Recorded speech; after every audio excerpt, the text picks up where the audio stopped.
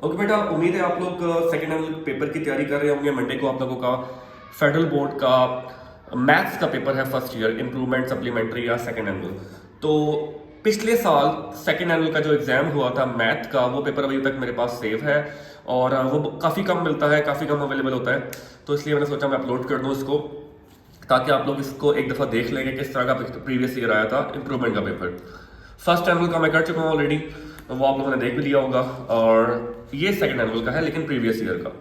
तो क्वेश्चन इस तरह से आए थे, आपके पास z है 2 - 3 आयोटा के ऊपर बार 3 + iota over 3 + 2 iota, find in the form of a + b iota and you also need to find z mod. ये मॉड होता है जब आपने उसका मैग्नीट्यूड लेना होता है।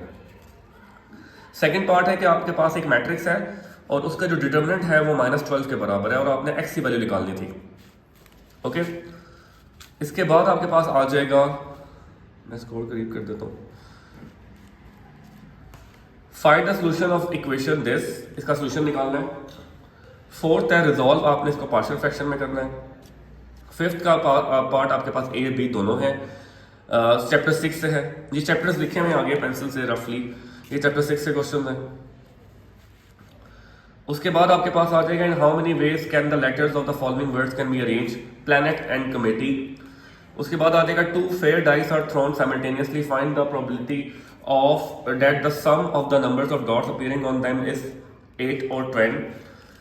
उसके बाद है find the middle term of this, ये चैप्टर 8 से आया हुआ है।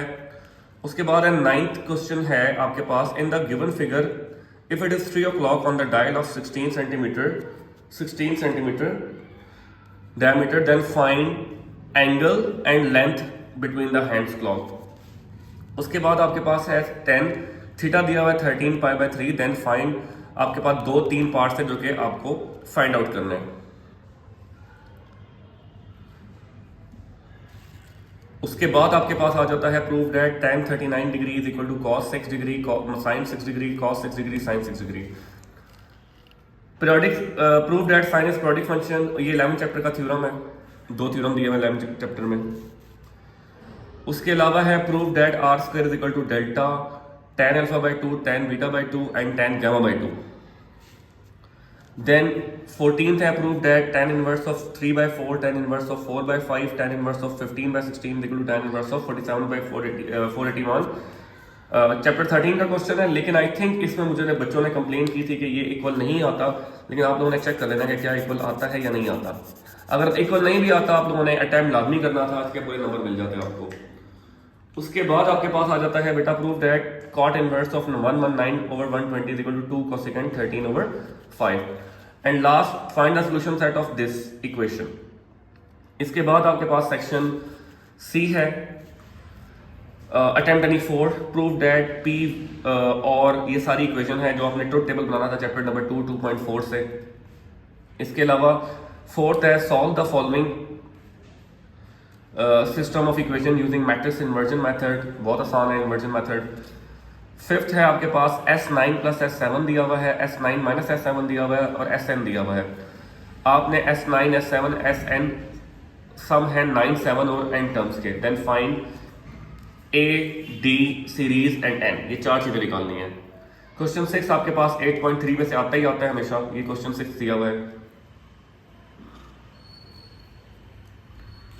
उसके बाद आपके पास आ जाता है question 7, prove that sine inverse sine of 20 sine of 40 sine of 60 sine of 80 is equal to 3/16 by using product as sum और डिफरेंस फार्मूला।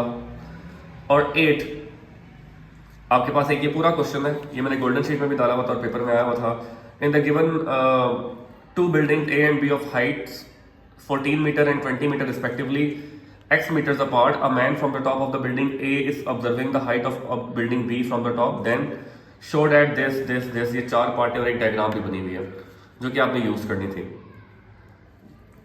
तो बेटा ये आप लोगों के पास एक गेस्ट पेपर है जो कि आप लोग पेपर से पहले एक दफा लाजमी करके जाएं, ताकि आप लोगों को पेपर वाले क्वेश्चंस हो जाएं।